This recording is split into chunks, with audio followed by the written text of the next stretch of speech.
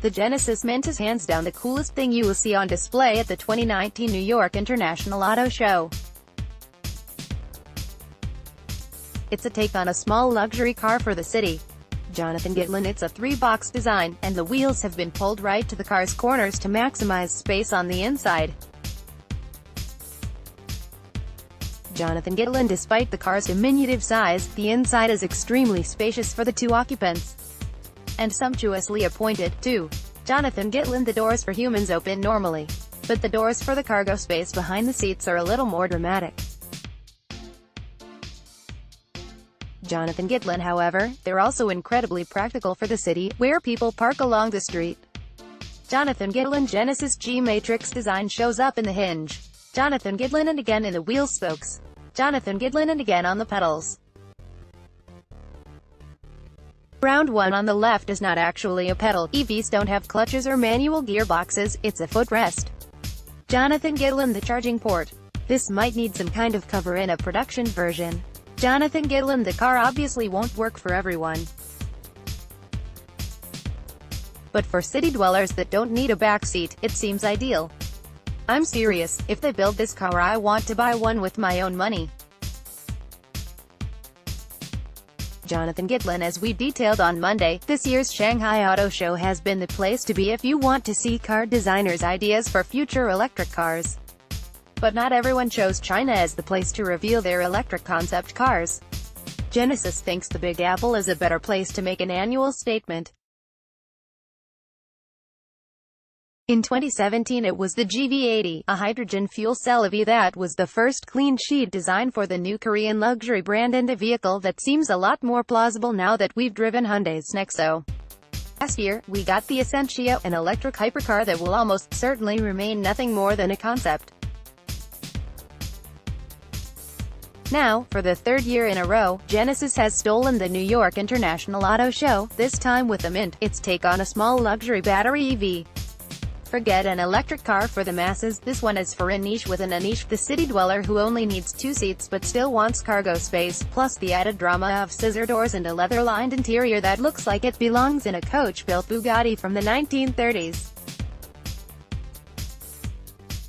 Admittedly, it's not the biggest demographic in the world, but I count myself firmly in that camp. Luxury has no size, said Manfred Fitzgerald, head of Genesis Motors. Even a small car with a confined space can feel luxurious. Despite the aesthetic cues, I think it also has a lot of practical features to it, like the lateral openings to stow your things. Also the simplicity of the interior, the fine lines and reducing it to the minimum, to the essentials, is the statement here, Genesis designer Sang-Hyuk Lee concurred. Traditionally, size matters in luxury cars. But the question to ourselves was, if you live in a city like New York, is size relevant? Lee told ARS. What if we did something small but luxurious? It's an EV, so we pushed the wheels to the corners. Even though it's a small car, we could stretch the cabin so there's a lot of legroom and headroom when you sit in it. We also asked ourselves whether 4 or 5 seats were relevant. In a city there are a lot of transport options, and maybe 2 seats are enough, and we made the rear space utilitarian so you could carry your stuff. That cargo area is accessed through a pair of side-opening doors that give the car plenty of visual drama while also proving practical. The scissor doors open from the side so you can easily access your stuff from the cargo area. If you think about it, in a city cars park bumper to bumper. So is hatchback tailgate the best idea? Maybe not, if there's a car parked right behind you, Lee said. When scissor doors are in the front they're quite heavy, the glass has to drop, and it's difficult to get in and out. But when you have them like this, half-size and in the back, it's almost ideal. On large Genesis the cabin is a particular delight. The bench seat swivels back a little when you open the door to aid entry. The driver's display is set into the wheel, with 3 small circular screens either side of the wheel for other controls. To start the Mint, you flip the spherical drive mode selector on its axis, which provides immediate visual feedback as to whether the car is off metal side up, or on crystal side up. to drive away, twisted from P to D, or R.